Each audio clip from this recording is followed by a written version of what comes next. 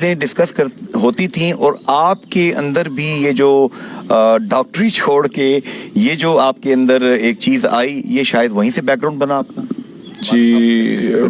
دیکھیں، ہاں نہیں، گھر میں تو سیاسی ڈسکشن ہمارے یہاں بہت ہوتی تھی، والد صاحب کی بھی ہوتی تھی، ان کے اور بھی ایک حلقہ احباب اس قسم کا تھا میرپور آزاد کشمیر میں۔ میرے نانا بھی سول سرونٹ تھے آزاد کشمیر میں، اکاؤنٹنٹ جنرل تھے، سیکٹری فائنانس رہے، آزاد کشمیر کے فائنانس سیکٹری تھے محمد امین گانی۔ تو ظاہر بڑی تیز و تند ڈسکشنز ہوتی تھیں، بیکاز میرے نانا جو تھے وہ سمجھتے تھے کہ شیخ عبداللہ جو ہے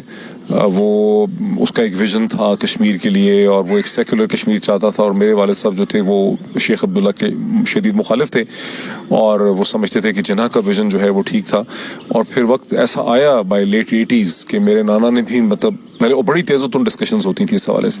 لیکن پھر میرے جو گرینڈ فادر تھے انہوں نے اپنی زندگی میں یہ تسلیم کیا کہ شیخ عبداللہ نے کشمیریوں کو بیچا، اپنی پراسپیرٹی کے لیے عبداللہ خاندان نے کشمیریوں کو سودا کیا، اور در حقیقت شیخ عبداللہ ایک ایگوئسٹک تھے،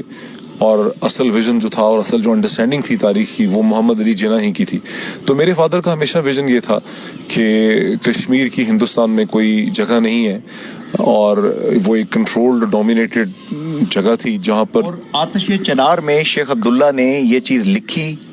کہ وہ بابا صحیح کہتا تھا، مسٹر جناح واز رائٹ، میں غلط تھا۔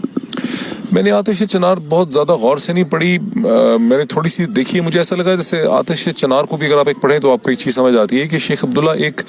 پروونشل پیروکیل ایک لوکلائز کیریکٹر تھے، بیکاز ظاہر ہے آپ کہ اگر ساری زندگی زیادہ سے زیادہ لاہور تک آئی ہو، سری نگر سے وہاں تک آئے ہوں، اور پھر آپ کو کانگریس نے اور پنڈت نہرو نے بہت پیمپر کر کے یہ احساس دلایا ہو، ٹھیک ہے وہ حافظ قرآن تھے، ان کا قد بہت تھا، شکل صورت اچھی تھی، آواز بہت اچھی تھی، لیکن وہ محمد علی جناح کے مقابلے میں یا مسلم لیگ ہندوستان جو تھی اس کے مقابلے میں تو شیخ عبداللہ ایک پیروکیل کیریکٹر تھے نا۔ جیسے کوئی اگر کوئی بلتستان میں لیڈر ہوگا،